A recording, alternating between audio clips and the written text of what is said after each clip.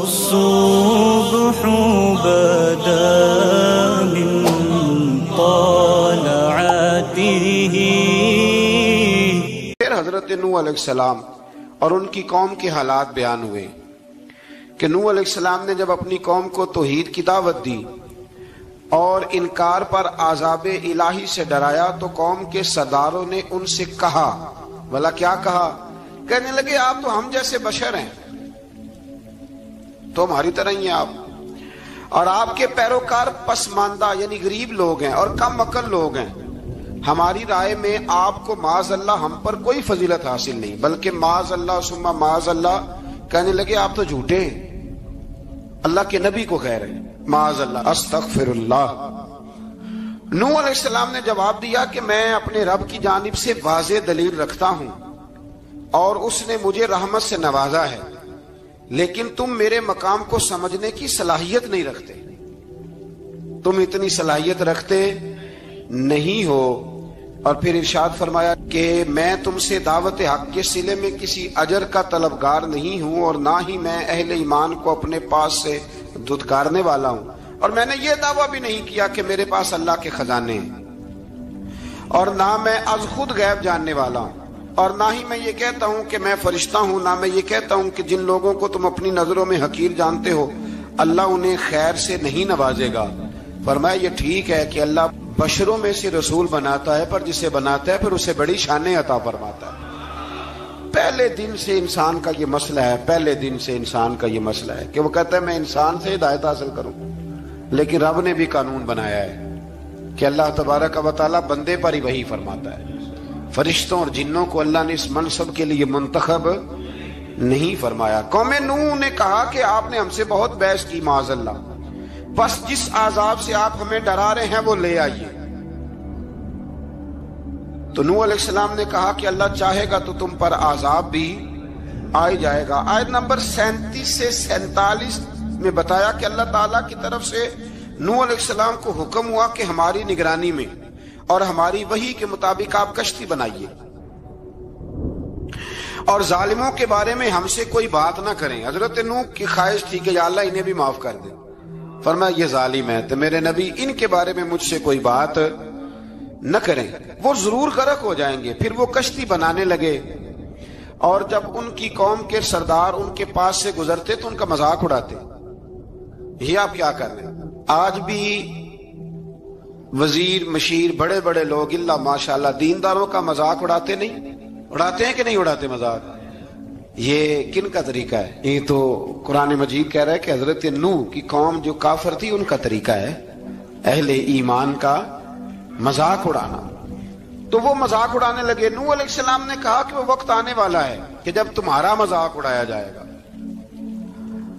اور تمہیں پتہ چل جائے گا کہ رسوا کن عذاب کس پر آئے گا. اللہ تعالیٰ نے فرمایا جب ہمارا حکم عذاب آ پہنچا اور تندور ابلنے لگا، تندور سے آگ نکلا کرتی ہے، پانی نہیں نکلا کرتا، اور نوح علیہ السلام کی قوم پر جب عذاب آیا تو پانی تندور سے نکلا، تندور سے اللہ نے پانی نکالا، جہاں سے پانی نکلا نہیں کرتا، تندور ابلنے لگا.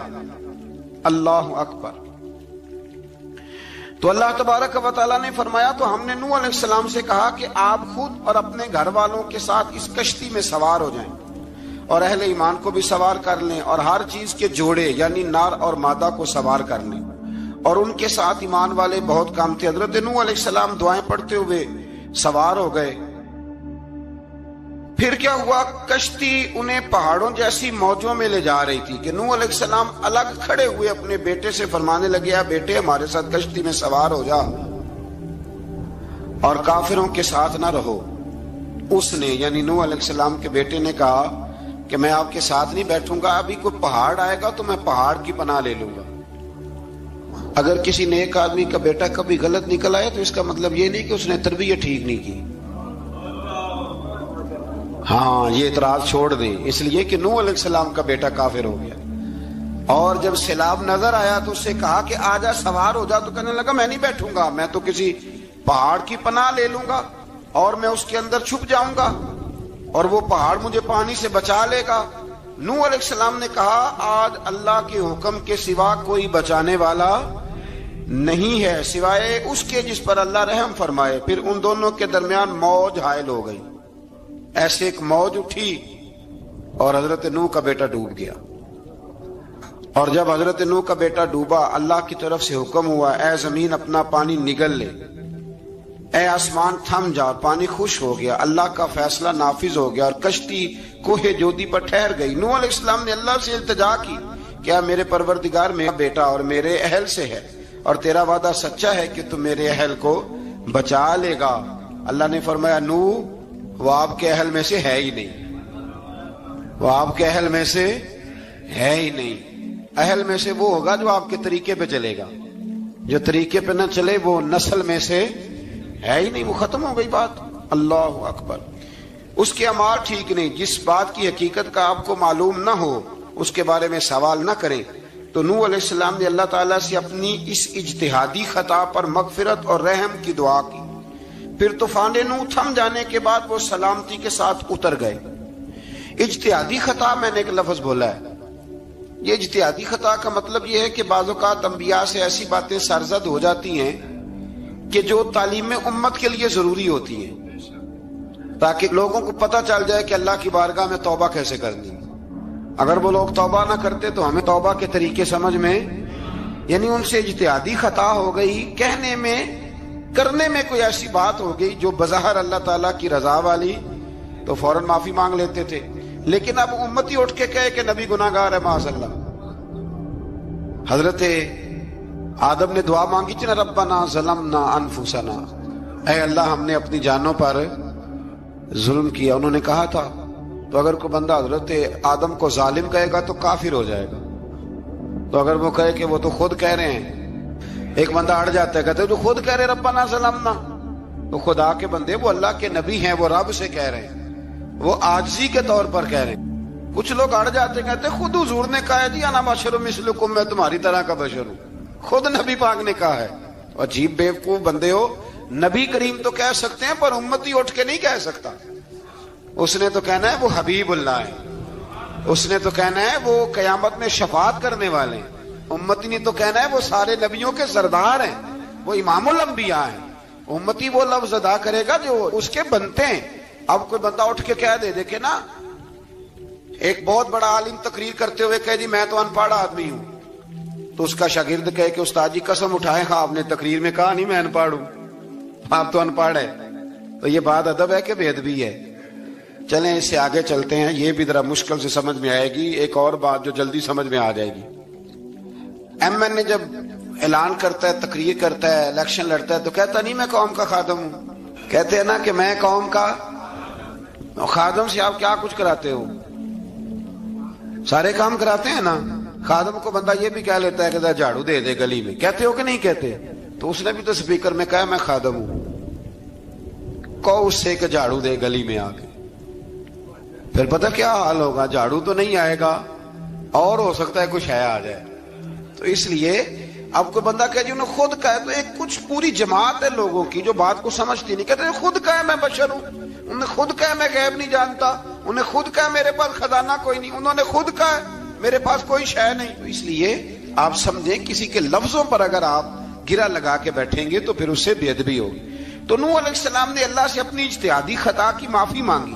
اب حضرت نوح کو کوئی خطا کار کہے گا تو بہت بڑا مجرم بن جائے گا، اس لیے کہ وہ اللہ کے نبی ہیں۔ آیت نمبر 50 میں قوم عاد کا ذکر ہے اور ان کی طرف دعوت توحید دینے کے لیے اللہ تعالیٰ نے حضرت ہود علیہ السلام کو بھیجا۔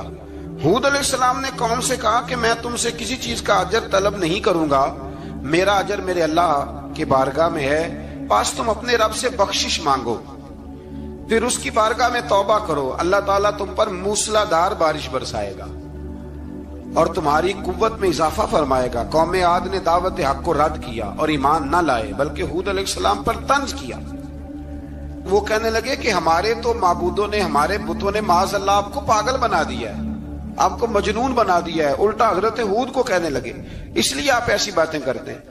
ہود علیہ السلام نے کہا میں اللہ کو گواہ بناتا ہوں اور تم بھی گواہ رہنا کہ میں تمہارے شرک سے بری ہوں اور میں اللہ پر توکل کرتا ہوں اور میں نے رسالت کا حق ادا کر دیا ہے۔ آیت نمبر 58 میں اللہ تعالیٰ نے فرمایا جب ہمارے عذاب کا وقت آ گیا تو ہم نے اپنی رحمت سے ہود اور ان کے ساتھ مومنوں کو نجات عطا کی۔ قوم عاد نے اللہ کی نشانیاں اور رسولوں کو جھٹلایا اور دنیا اور آخرت میں لعنت کے حقدار ہوئے۔ آیت نمبر 61 میں پھر سے حضرت صالح علیہ السلام اور ان کی قوم سمود کے حالات کو بیان کیا گیا۔ حضرت صالح نے کہا ہے میری قوم اللہ وحدہ لا شریک کی عبادت کرو، اس سے بخشش طلب کرو، اس کی بارگاہ میں توبہ کرو، اس نے تمہیں زمین سے پیدا کیا ہے، اس پر آباد کیا ہے۔ جواب دیا ہے صالح ہمارے آباء و اجداد کے معبودوں کی عبادت کو روکنے سے پہلے ہمیں آپ سے بڑی امیدیں تھیں اور اب آپ ہمیں روکنے لگ گئے ہیں باپ دادا کے دین سے، لیکن اب ہمیں آپ کی دعوت کے بارے میں شکوک ہیں۔ صالح علیہ السلام نے اپنی قوم سے کہا کہ یہ اللہ کی اونٹنی ہے اور یہ تمہارے لیے نشانی ہے، اسے چرنے کے لیے آزاد چھوڑ دو اور اسے تکلیف نہ دینا، اللہ اکبر، ورنہ تمہیں عذاب پہنچے گا۔ انہوں نے اونٹنی کی کونچیں کاٹ ڈالی۔ صالح علیہ السلام نے کہا تم صرف 3 دن اپنے گھروں میں مزے اٹھا لو، 3 دن، پھر اللہ کا یقینی عذاب آئے گا۔ پھر ایک چنگاڑ نے ان کو آ دبوچا، وہ اپنے گھروں میں گھٹنوں کے بل اوندے پڑے رہ گئے۔ صرف صالح علیہ السلام ان کے ساتھ اہل ایمان اس عذاب سے بچے۔ یہ 3 قوموں کا ذکر ہو گیا، نوح علیہ السلام کی قوم کا بھی، ہود علیہ السلام کی قوم کا بھی، اور حضرت صالح علیہ۔ آگے اللہ تبارک و تعالیٰ نے آیت نمبر 69 میں اس بات کا بیان فرمایا کہ حضرت ابراہیم علیہ السلام کے پاس فرشتے بشری شکل میں آئے، انسانی شکل۔ انہوں نے اجنبی مہمانوں کے لیے بچڑے کا بھونا ہوا گوشت تیار کرایا۔ آپ یقین کریں کچھ باتیں لوگ ایسی بیان کرتے ہیں کہ جن کو نہ سن کے بندے کا دل کرتا ہے کہ اس بندے کو بتائیں کہ یار یہاں تو دین سارا پڑھ۔ ایک صاحب مجھے کہنے لگے جی میں ایک پیر صاحب کے پاس گیا تھا تو بڑی مرغن غذائیں تھی، انہوں نے میری بڑی خدمت کی پر مجھے نہیں اچھا لگا، پیروں کو چاہیے سادی روٹی رکھیں۔ میں کہ تو پیراں واسطے لسٹ بنا خاں انہوں نے کس طرح نہ ہونا چاہیے۔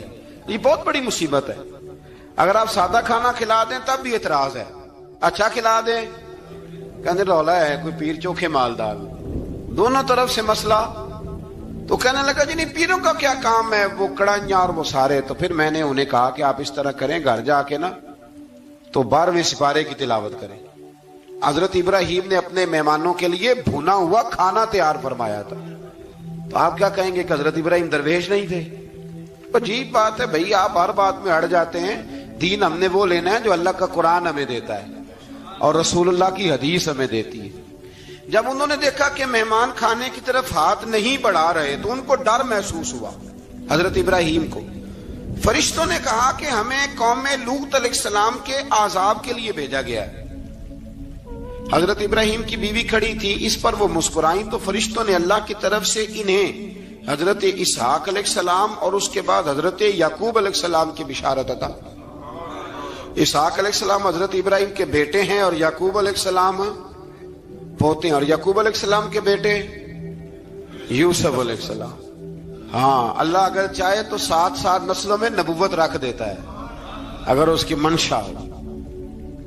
تو حضرت یعقوب کی بشارت دی۔ انہوں نے حیرت سے کہا کہ ہم دونوں میاں بیوی تو بوڑھے ہیں، اس عمر میں اولاد کیسے ہوگی؟ تو فرشتوں نے جواب دیا اے ابراہیم کے گھر والو، تم پر اللہ کی رحمتیں اور برکتیں ہوں، اللہ کی قدرت پر تمہیں کیوں تعجب ہے؟ اللہ فرماتا ہے کہ بیٹے کی بشارت سن کر ابراہیم کا خوف دور ہو گیا اور پھر وہ قوم لوط کے بارے میں گفتگو کرنے لگے۔ ابراہیم بہت بردبار، اللہ سے آہوزاری کرنے والے اور اس کی طرف رجوع کرنے والے تھے۔ اللہ تعالیٰ نے حضرت ابراہیم علیہ السلام کو فرمایا اے ابراہیم اس گزارش سے آپ گریزاں رہیں، اس کا یقینی فیصلہ ہو چکا ہے اور ان پر نہ ٹلنے والا عذاب نازل ہو کے رہے گا۔ وہ کیا گناہ کرتے تھے؟ لوط علیہ السلام کی قوم میں میں نے بتایا تھا، مرد مردوں سے بدفعلی کرتے۔ تو حضرت ابراہیم نے بھی عرض کی، بار بار گزارش کی، بحث کی کہ اللہ مہربانی فرما ان کا عذاب۔ آپ دیکھیں نبیوں کے حوصلے کتنے بڑے ہیں، قومیں تنگ کرتی ہیں اور طرح طرح کی باتیں کرتی ہیں اور پیغمبر پھر بھی کہتے ہیں یا اللہ مہربانی فرما، اے اللہ ان سے عذاب۔ آیت نمبر 77 میں حضرت لوط علیہ السلام کی قوم کی بدعمالیوں اور لوط علیہ السلام کے اپنی قوم کو بدعمالیوں کے باعث فرشتوں کی آمد، قوم کے بدعمال لوگوں کے دوڑ کر آنے اور حضرت لوط کو ان کے سمجھانے اور ان کے انکار پر مضطرب ہونے کا ذکر ہے، جس پر فرشتوں نے حضرت لوط کو تسلی دی کہ آپ فکر نہ کریں، ہم آپ کے رب کے فرشتے ہیں، یہ آپ اور ہم تک نہیں پہنچ سکیں گے۔ آپ رات کے آخری حصے میں قوم کی طرف توجہ کیے بغیر ہجرت فرما لیں، اس لیے کہ صبح کے وقت ان پر عذاب آئے گا۔ جب اللہ کا عذاب آیا تو اس نے بستی کے اوپر کے حصے کو نیچے کر دیا اور قوم لوط کے اوپر اللہ کی طرف سے لگاتار نشان زدہ پتھر برسائے گئے، لگاتار پتھر آئے۔ آیت نمبر 84 میں اللہ تعالیٰ نے حضرت شعیب علیہ السلام اور ان کی قوم کا ذکر فرمایا ہے اور ان کے جرائم کو بیان کیا گیا ہے۔ وہ ناپ تول میں کمی کرتے تھے، دوسروں کو چیزیں کم تول کر دیتے تھے۔ اللہ تعالیٰ نے ان سے فرمایا کہ فساد فی الارض سے باز آؤ اور اپنے سے پہلے سرکش امتوں کا انجام دیکھ لو۔ جب حضرت شعیب کی نصیحتوں کا ان پر اثر نہ ہوا تو پھر اللہ تعالیٰ نے انہیں بھی عذاب سے ہلاک کر دیا۔ آیت نمبر 94 میں فرمایا کہ جب ہمارا عذاب آیا تو ہم نے اپنی رحمت سے حضرت شعیب اور ان پر ایمان لانے والوں کو بچا لیا، اور ظالموں کو ایک زبردست چنگاڑ نے پکڑ لیا تو صبح وہ اپنے گھروں میں اوندا منہ پڑے تھے، گویا وہ کبھی وہاں آباد تھے ہی نہیں۔ آیت نمبر 96 میں حضرت موسیٰ علیہ السلام کو عطا کیے جانے والے 9 معجزات کا ذکر ہے۔ پھر فرعون اور اس کے پیروکاروں کے باطل روش کے باعث ان کی ہلاکت کا بھی ذکر فرمایا، اور دنیا اور آخرت میں انہیں ملعون یعنی لعنتی قرار دیا۔ جن بستیوں کو اللہ تعالیٰ نے ہلاک کیا ان میں سے بعض کے آثار موجود ہیں اور بعض کے آثار تک معدوم ہو چکے، ان میں سے ہر بستی والے اپنے ظلم کے باعث ہی ہلاک ہوئے۔ اللہ تعالیٰ کسی پر ظلم نہیں فرماتا، لوگ خود اپنی جانوں پر ظلم کرتے ہیں۔ جو شخص عذاب آخرت سے ڈرتا ہے اس کے لیے اس میں نشانیاں موجود ہیں۔ آیت نمبر 106 سے اللہ تعالیٰ نے انجام کے اعتبار سے لوگوں کی 2 قسمیں بیان کی، 2 قسمیں فرمایا، ایک ہیں سعادت مند لوگ اور دوسرے ہیں بدبخت۔ فرمایا بدبختوں کا ٹھکانہ جہنم ہے جس میں وہ ہمیشہ رہیں گے، اور نیک بختوں کا ٹھکانہ جنت ہے، وہ ہمیشہ اسی میں رہیں گے، اور ان کے لیے اللہ کی طرف سے نا ختم ہونے والی عطائیں۔ آیت نمبر 110 میں حضور صلی اللہ علیہ وسلم کو تسلی دی گئی کہ جس طرح یہ لوگ قرآن کے بارے میں اختلاف کرتے ہیں، اسی طرح قوم موسیٰ نے تورات کے بارے میں بھی اختلاف کیا تھا، اور اللہ نے ان کے اعمال کا پورا بدلہ انہیں دیا۔ آیت نمبر 112 سے سرکشی کو چھوڑ کر احکامات دین پر استقامت اختیار کرنے اور ظالموں کے ساتھ میل جول رکھنے سے بچنے کا حکم دیا گیا ہے، اور فرمایا کہ ظالموں سے میل جول کا انجام دوزخ کی آگ ہے۔ ہم لوگ نہ شکوہ کرتے ہیں، کسی حکومت کو بنے ہوئے 6 مہینے گزرتے ہیں تو شکوہ شروع ہو جاتا ہے، حالانکہ وہ خود تو نہیں نہ بنتے، ان کو کوئی بنانے والا ہے۔ تو ظالم کا جو مددگار ہوتا ہے وہ بھی ظالم ہوتا ہے، اس لیے احتیاط کریں۔ اور یہ صرف سیاستدانوں کی بات نہیں، دنیا کے ہر معاملے میں آپ غور کریں کہ آپ کسی ظالم کے مددگار تو نہیں۔ اللہ تعالی ہمیں حق پر استقامت عطا فرمائے۔ آیت نمبر 114 میں دن کے دونوں طرفوں میں اور ابتدائی رات کے کچھ حصے میں اللہ تعالیٰ نے نماز قائم کرنے کا حکم دیا ہے، رات کے کچھ حصے میں بھی نماز پڑھنی چاہیے، اور یہ بھی بتایا کہ بے شک نیکیاں گناہوں کو مٹا دیتی ہیں، اور یہ نصیحت قبول کرنے والوں کے لیے نصیحت ہے۔ آیت نمبر 120 میں اللہ تعالیٰ نے فرمایا کہ ہم آپ صلی اللہ علیہ وسلم کو رسولوں کی تمام خبریں آپ کے دل کی تسکین اور تقویت کے لیے بیان کرتے ہیں، اور ان میں مومنوں کے لیے نصیحت اور عبرت ہے کہ ان ساری باتوں سے عبرت پکڑ لو۔ بچہ صرف وہی جو اللہ کے نبیوں کے طریقے پہ چلا اور نبیوں کے ساتھ رہا، باقی بچ سکے نہیں۔ اللہ تعالیٰ کی طرف سے توحید و رسالت اور وقوع قیامت کے دلائل بھی ہیں۔ آیت نمبر 123 میں فرمایا کہ آسمانوں اور زمینوں میں سب غیب اللہ ہی کے ساتھ مختص ہیں، اور ہر کام اسی کی طرف لوٹایا جاتا ہے۔ آپ اسی کی عبادت کیجئے، اسی پر توکل کیجئے، اور آپ کا رب لوگوں کے اعمال سے غافل نہیں ہے۔ اسی بارے میں آگے سورۃ یوسف شروع ہو رہی ہے۔ اس کو اللہ تعالیٰ نے کہا ہے کہ یہ بڑا پیارا قصہ ہے، احسن القصص کا، قصوں میں سونا قصہ۔ تو یہ کچھ 12ویں پارے میں اور کچھ 13ویں پارے میں ہے۔ میں نے یہ ارادہ کیا ہے کہ یہ ایک ہی دن پوری بیان کی جائے۔ قوم سبت کا ذکر فرمایا اللہ نے، ہفتے والے دن کچھ لوگ نافرمانی کرتے ہیں. ہمارے بھی ہیلے بہانے ہیں نا آج کل کاروبار میں.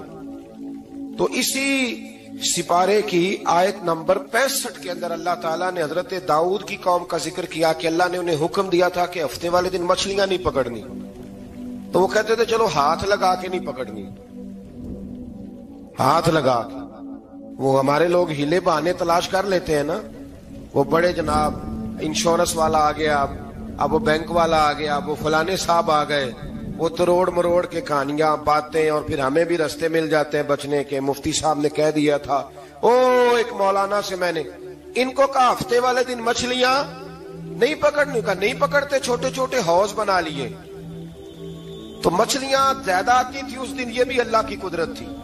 نماز کے وقت گاہک زیادہ آتے ہیں, یہ اس کی قدرت ہوتی ہے. تو وہ مچھلیاں حوض میں جمع ہو جاتی ہیں. یوں سمجھ لیں کہ جال انہوں نے لگا لیے ہوئے تھے, تو جال میں وہ پھنستی رہتی تھی, حوضوں میں آتی رہتی تھی. ہفتے کو نہیں پکڑتے تھے, اتوار کو پکڑ لیتے تھے. تو پھر اللہ نے انہیں سزا دی. فرمایا تماشے کرتے ہو اللہ کے حکم کے ساتھ. کیا سزا دی؟ فَقُلْنَا لَهُمْ كُونُوا قِرَادَةً خَاسِئِينَ. فرمایا بندر بن جاؤ دھتکارے ہوئے. جو رزق حرام طریقے سے کماتے تھے رب انہیں بندر بنا دیتا تھا. ابھی بھی میں نے دیکھے ہیں بڑے بڑے تاجر پاگلوں جیسی زندگی گزار رہے ہیں. نفسیاتی طور پہ سکون نہیں ہے, کروڑوں روپیہ پڑا ہے. کیوں؟ اس لیے کہ رب کے بتائے ہوئے طریقے کے مطابق تجارت نہیں کرتے. آگے ایک اور دلچسپ بات آ گئی. بنی اسرائیل کے اندر نا ایک شخص نے اپنے چچا کو قتل کر دیا جائیداد کے لیے. یہ دیکھیں کب سے لوگ جائیداد کے لیے قتل کرتے آ رہے ہیں. چچا کو قتل کر دیا, اور قتل کر کے حضرت موسیٰ علیہ السلام کے پاس آئے کہ میرے چچا کو کسی نے قتل کر دیا ہے, تو بتائیں کیا کرنا ہے. تو آپ نے فرمایا کہ گائے ذبح کرو, اور اس کا ایک ٹکڑا مقتول کو مارو, مرنے والے کو. وہ خود اٹھ کے بتا دے گا مجھے کس نے قتل کیا ہے. اب ارادہ نہیں تھا گائے ذبح کرنے کا, تو بہانے کرنے لگے. ارادہ نہیں نہ ہوتا تو پھر کیا ہوتے ہیں, کہنے لگے گائے کس طرح کی ہو, بوڑھی ہو کہ بچی ہو, رنگ کیسا ہو, جوان ہو کہ چھوٹی ہو, حال میں ایک دفعہ چلنا سیکھ گئی ہو یا ابھی نہ سیکھی ہو. تو بتاتے گئے تو رب بھی شرطیں بیان کرتا گیا. گہرے زرد رنگ کی ہو, حال کے اندر اسے نہ چلایا گیا ہو, پانی نہ نکالا گیا ہو, نہ بچی ہو نہ جوان ہو, اس کے درمیان ہو. یہ ساری شرطیں کہاں پائی جاتی تھی؟ حضرت موسیٰ علیہ السلام کی قوم کا ایک شخص تھا جو اللہ کا ولی تھا. وہ جب انتقال کرنے لگا نا, اللہ اکبر, دیکھو رب ولیوں کی اولادوں پر بھی کتنا فضل فرماتا ہے. وہ جب انتقال کرنے لگا تو ایک اس کے پاس چھوٹی سی بچیا تھی, گائے کی بچی. اس نے جنگل میں چھوڑ دی. کہنے لگا یا اللہ میں تیرے نام پہ چھوڑتا ہوں, میرا بچہ جوان ہو جائے تو اسے دے دینا, اور تو سرمایہ ہی کوئی نہیں. بچہ بڑا ہوا تو بچہ بھی بڑا نیک تھا, اپنی ماں کا بڑا فرما بردار تھا. اس کی ماں نے کہا بیٹا تیرے باپ نے ایک گائے چھوڑی تھی. تو بچہ جنگل میں گیا اور جا کے کہنے لگا اے اللہ میری گائے مجھ سے ملا دے. تو رب کریم نے وہ گائے واپس کر دی. وہ گائے گھر لے آیا. اب وہ کہنے لگا اماں بیچ دوں, تو اماں کہنے لگی بیٹا میرے پوچھے بغیر نہ بیچنا. کئی دفعہ گاہک لگے پر اس نے کہا جب تک میری اماں نہ کہے گی میں بیچوں گا. ادھر بنی اسرائیل والے شرطیں جتنی گائے کے بارے میں پوچھ چکے تھے وہ ساری اسی گائے میں پائی جاتی تھی. تو یہ ڈھونڈتے ڈھونڈتے وہاں پہنچ گئے. تو کہنے لگے گائے چاہیے. تو اس نے کہا بھی تمہاری مرضی سے نہیں, قیمت میری مرضی کی. ایک مفسر نے تو یہاں تک لکھا ہے کہ اس نے کہا گائے ذبح کر کے نا, تو جتنا گائے کے اندر گوشت ہوگا نا اتنا ہی کھال کے اندر تو مجھے مال بھر کے دو گے, اتنے سکے بھر کے دو گے, اتنی اشرفیاں بھر کے دو گے, تو پھر تمہیں گائے دوں گا.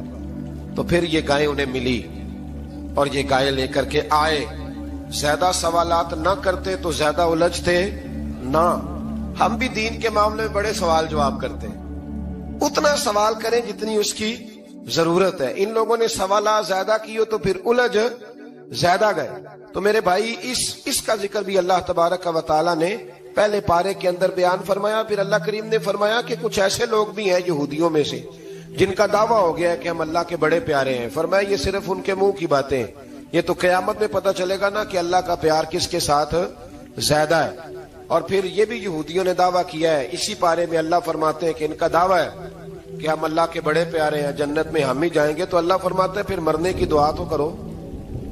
جنت میں تو مار کے جانا ہے نا، لیکن رب فرماتے ہیں یہ کبھی مرنے کی دعا نہیں کریں گے، اس لیے کہ انہیں پتہ ہے کہ ہم نے آخرت کے لیے کیا بھیجا۔ لیکن جی پہلا حکم آ گیا یا ایھا الذین آمنوا کہہ کے، پہلی آیت قرآن پاک کی پہلے سپارے میں پہلی آیت جس میں اللہ نے کہا یا ایھا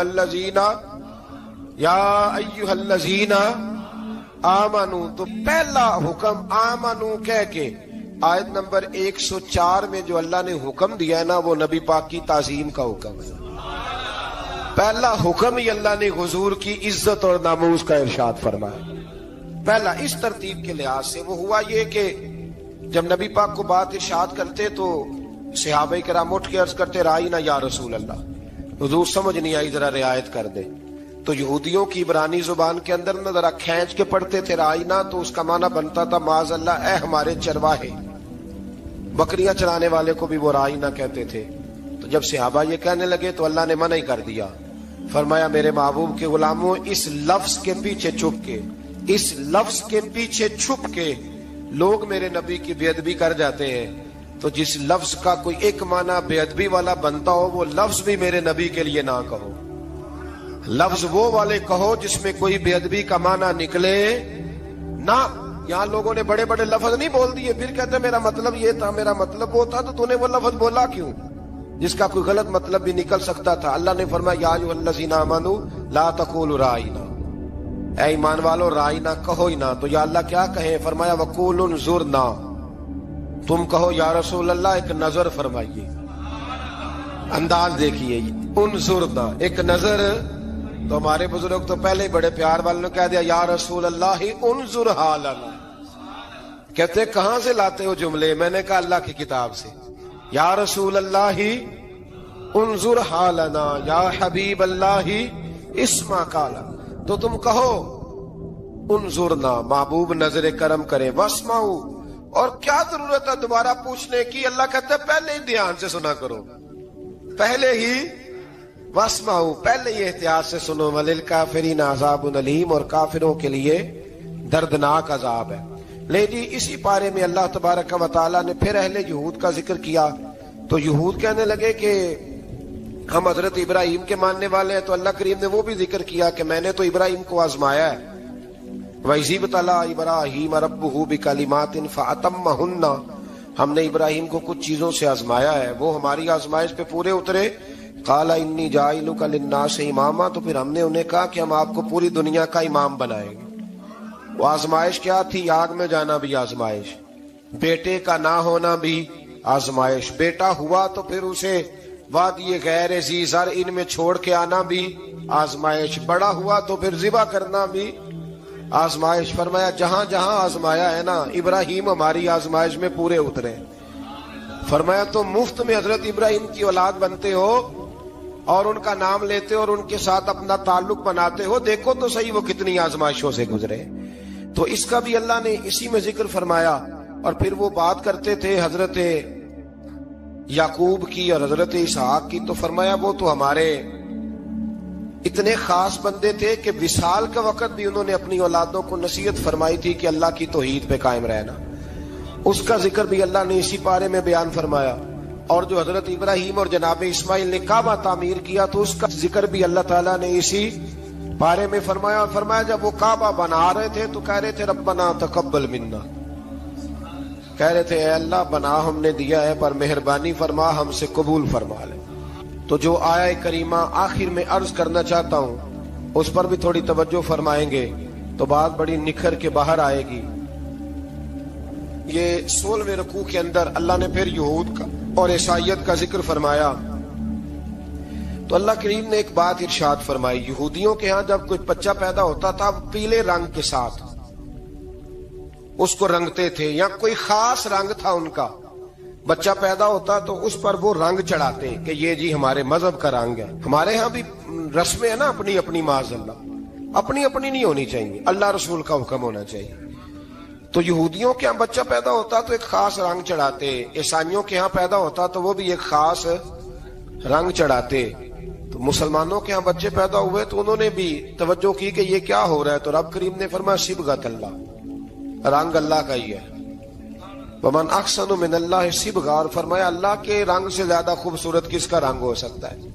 اللہ کا رنگ کیا ہے؟ لا الہ الا اللہ محمد الرسول اللہ صلی اللہ علیہ۔ فرمایا نیلے پیلے کالے رنگ نہ چڑھاؤ، اپنے ذہن پر توحید و رسالت کا رنگ چڑھاؤ، یہ سب سے بہترین رنگ ہے۔ اگر تمہارے ذہنوں پر رب رسول کی توحید کا رنگ چڑھ گیا تو یہ وہ والا رنگ ہے، پھر تمہیں کسی اور رنگ کی طرف جانے کی ضرورت نہیں پڑے گی۔ تو فرمایا رنگ وہ پیدا کرو جو توحید کا ہے، رسالت کا ہے، اس رنگ کی توجہ کرو۔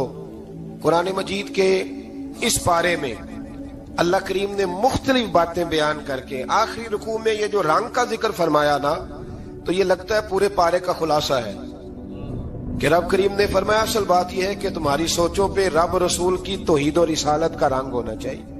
وہ ایک دفعہ مسلمہ کذاب بے ایمان کہنے لگا میں نے بنا لیا ہے قرآن پاک کا جواب، معاذ اللہ۔ جواب کیا بنایا؟ وہ سورت ہے نا القاریہ تم القاریہ وما ادراک ما القاریہ، کھڑکھڑانے والی کیا ہے؟ کھڑکھڑانے والی تمہیں کیا پتا کیا ہے؟ کھڑکھڑی قیامت کا ذکر ہے۔ کہنے لگا میں نے اس جیسی صورت بنا لیا، تو کیا بنایا؟ الفیل ملفیل وما ادراک ما الفیل۔ کہنے لگا ہاتھی، تمہیں کیا پتا کیا ہاتھی؟ تم کیا جانو کیا ہاتھی؟ تو پاس جو اس کے اپنے بیٹھے تھے نا چیلے، وہ کہنے لگے چپ کر جا، سارے زمانے کو پتا ہاتھی کیا ہوتا ہے۔ تو پاگل ہے، اس کے دو کان ہوتے ہیں، ایک سونڈ ہوتی ہے، چار اس کے پیر ہوتے ہیں۔ بیوقوف آدمی قرآن کا مقابلہ کرنا ہے تو وہ چج کے ساتھ کر، پاگلوں کی طرح مقابلہ کرے گا، جوتے کھائے گا بھی، ہمیں بھی پڑھوائے گا۔ تو قرآن مجید کا کوئی مقابلہ کر سکا؟ تو اس آیہ مبارکہ میں اللہ نے کافروں کو یہ کہا اگر مقابلہ نہیں کر سکتے تو پھر اللہ سے ڈرو، ورنہ دوزخ میں ڈالے جاؤ گے، وہ جس کا ایندھن آدمی اور پتھر ہے، اور بنائی بھی کافروں کے لیے گئی ہے۔ اعدت للکافرین، جہنم کس کے لیے بنائی گئی ہے؟ کافروں اور منافقوں کے لیے۔ مسلمانوں کے لیے بنائی گئی، مسلمان مرضی سے چھلانگے لگائیں تو ان کی موج ہے، ورنہ ان کے لیے جہنم، ان کے لیے اللہ نے جنت بنائی ہے۔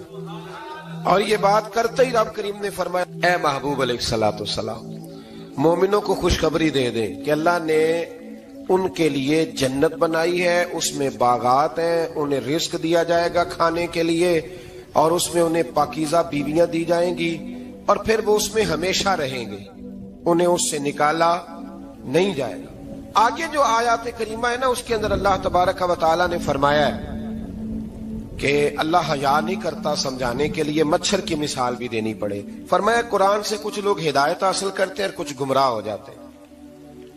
جب لوگ اپنی مرضی کی تشریحات چاہتے ہیں تو گمراہ ہوتے ہیں، اور جب قرآن کو رسول اللہ صلی اللہ علیہ وسلم اور امت مسلمہ کی تشریحات کی روشنی میں سمجھتے ہیں تو پھر اللہ ہدایت عطا فرماتا ہے۔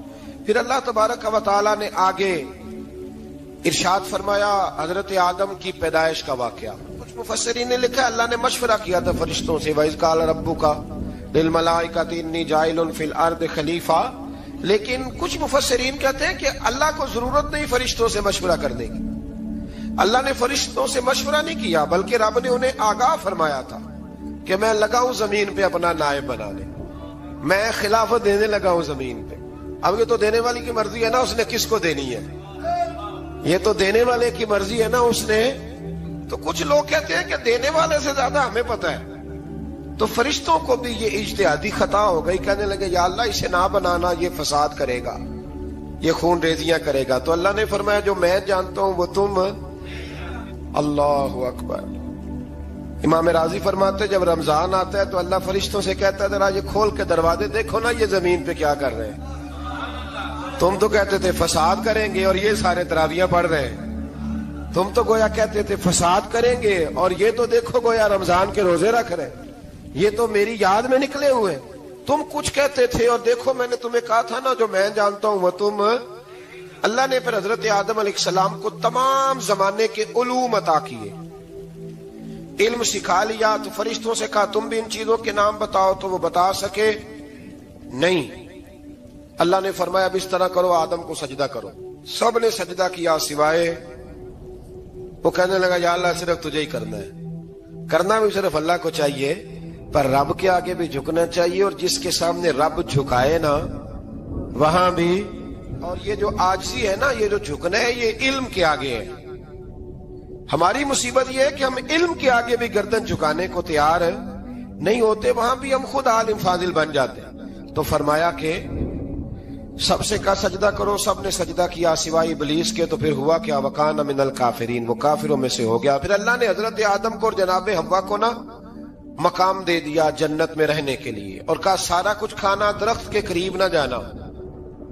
ابھی آپ کسی سے کہہ دیں تھوڑا سا کہ پیچھے نہ دیکھنا، یعنی اگر میری سمجھ لے ادب کی وجہ سے کوئی 1.5-2 منٹ یا 6 منٹ نہیں بھی نہ دیکھے گا تو سوچے گا ضرور کہ پتہ نہیں اب پیچھے کیا ہے، مصیبت کیا ہے۔ یعنی آپ کہہ کے دیکھ لیں کسی کو، پیچھے نہ دیکھنا، فطرت ہے نا انسان کی، وہ جستجو کرتا ہے، کہا اس درخت کے پاس نہ جانا۔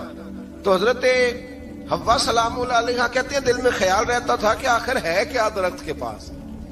یہی انسان کا عقیدہ توحید ہے کہ جہاں سے رب منع کر دے وہاں وہ منع ہو جائے، اور یہ ان کی خطا نہیں تھی، یہ اللہ کی حکمت تھی، چونکہ رب نے تو پہلے کہہ دیا تھا بنایا ہی زمین کے لیے، تو یہ تو سارا کچھ ہونا تھا تو زمین پہ آنا تھا نا۔ تو حضرت حوا اور جناب آدم کے پاس شیطان آیا، اب اس کو نکال تو دیا تھا پر ابھی اس کا جنت میں آنا جانا بند نہیں ہوا تھا، یہ بھی اللہ کی حکمت تھی۔ تو وہ کہنے لگا تمہیں پتہ ہے بعد میں مر جاؤ گے؟ تو حضرت حوا کہنے لگی کیا موت بھی آئے گی؟ کہاں، اس کی تکلیف بھی بڑی ہوگی، تو پھر بچیں گے کیسے؟ تو کہنے لگے پھل کھا لو اس درخت کا، تو بچنے کے لیے پھل کھایا تھا۔ اس طرح لوگ آج بہت سارے کام بچنے کے لیے کرتے ہیں پر بچ سکتے، بچنے کے لیے پھل کھایا تو اللہ نے فرمایا زمین پہ چلے جاؤ۔ تو حضرت آدم زمین پہ آئے، پھر کئی 100 سال روتے رہے، فَتَلَقَّى آدَمُ مِن رَبِّهِ کَلِمَاتٍ، تو پھر اللہ نے خود ہی جناب آدم کو کچھ کلمے سکھائے۔ علامہ اسماعیل حقی فرماتے ہیں وہ کلمے یہ تھے کہ حضرت آدم نے میرے نبی کا وسیلہ پیش کیا، اللہ کریم نے جناب آدم کی دعا کو مقبول فرما لیا۔ پھر آگے بنی اسرائیل کا ذکر آ جاتا ہے، اللہ تعالیٰ نے بنی اسرائیل، آج آپ اسی قوم کو یہودی کہتے ہیں، ان کو اللہ نے اس زمانے میں فضیلت عطا کی تھی بہت زیادہ۔ تو عرب کے اندر جب نبی پاک علیہ السلام نے اعلان نبوت کیا تو کچھ لوگوں نے یہ کہہ دیا کہ اگر یہ یہودی کلمہ پڑھ لیں گے تو ہم بھی پڑھ لیں گے۔ تو پھر اللہ نے انہیں یاد کرایا کہ تم اصل میں کیا ہو، تمہیں کلمہ پڑھنا چاہیے۔ تو اہل یہود کا تذکرہ کرتے کرتے رب کریم نے ایک بات یہ بھی ارشاد فرمائی کہ تم لوگوں کو تو کہتے رہے ہو کہ وہ نبی آنے والے ہیں، وہ نبی آنے والے ہیں، اور جب آ گئے ہیں تو ماننے کو تیار نہیں ہو۔ تو فرمایا تأمرون الناس بالبر وتنسون انفسکم وانتم تتلون الکتاب، لوگوں کو بھلائی کا حکم دیتے ہو اور اپنے آپ کو بھول جاتے ہو، افلا تعقلون، تمہیں عقل نہیں؟ پھر اللہ نے انہیں یہ بھی یاد کرایا کہ یاد کرو وہ زمانہ کہ جب فرعون نے خواب دیکھ لیا تھا کہ کوئی بچہ اس کی سلطنت کو تباہ کرے گا، تو پھر اس نے تمہارے بچوں کو ذبح کرانا شروع کیا اور تمہاری بیٹیوں کو چھوڑتا تھا۔ فرمایا یہ بھی تو تم نے دیکھا، میں نے تمہیں پھر تم سے کہا جہاد کرو قوم عمالقہ کے خلاف، تو مقام طیہ میں جا کے یہ لوگ کہنے لگے ہم سے جہاد نہیں ہوتا۔ اللہ نے انہیں ایک میدان میں قید کر دیا، بڑی دلچسپ بات، قید تو لوگ ہوتے ہیں نا چار دیواری میں، تو اللہ نے بنی اسرائیل والوں کو جب انہوں نے کہا ہم جہاد نہیں کریں گے تو اللہ نے میدان میں قید کر دیا۔ میدان میں، یہ یاد رکھیں، جب انسان اللہ کی نافرمانی کرتا ہے تو اسے ایسی قید ملتی ہے جس کا اس نے تصور بھی نہیں کیا ہوتا۔ ایک میدان ہے مقام طیہ، قید ہو گئے، سارا دن سفر کرتے تھے، سارا دن، تو رات کو تھک کے سوتے تھے، صبح اٹھتے تھے نا جب، تو وہیں ہوتے تھے جہاں کل صبح چلے تھے۔ تو رب جب کسی کو قیدی بناتا ہے تو اسے زنجیروں کی، سلاخوں کی ضرورت ہے۔ دعا فرمائے اللہ تبارک و تعالی غموں سے نجات عطا فرمائے، یہ دعا فرمائے، ایسی قید دیتا ہے کہ جس سے پھر چھٹکارا ہو سکتا۔ تو بنی اسرائیل کا بہت زیادہ تذکرہ اس بارے میں اللہ تبارک و تعالی نے پھر بیان کیا، اور پھر کہا کہ انہیں جو حکم دیا جاتا تھا یہ اس کی سرتابی کرتے تھے، پھر اللہ نے ان پر ذلت نازل کر دی اور یہ ہمیشہ اس کا شکار ہے۔ صل علی سیدنا و مولانا محمد، اللہم صل علی سیدنا و مولانا محمد۔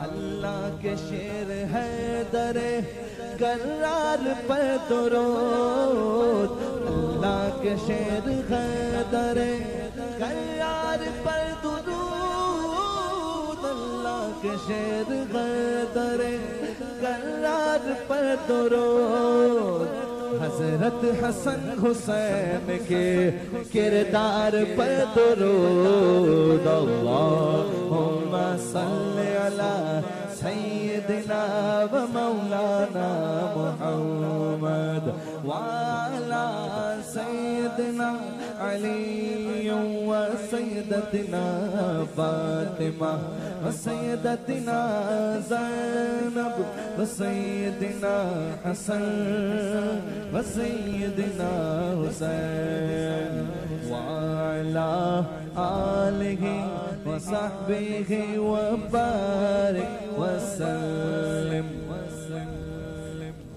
زینب کی بارگاہ میں زینب کی بارگاہ میں زینب کی بارگاہ میں زینب کی بارگاہ میں سلام نیاز ہے زینب کی بارگاہ میں سلام نیاز ہے جو مرتضیٰ کی لاڈلی زہرا کا ناز ہے اللہم صلی علی سیدنا و مولانا محمد وعلی سیدنا علی و سیدتنا فاطمہ و سیدتنا زینب و سیدنا حسن و سیدنا حسین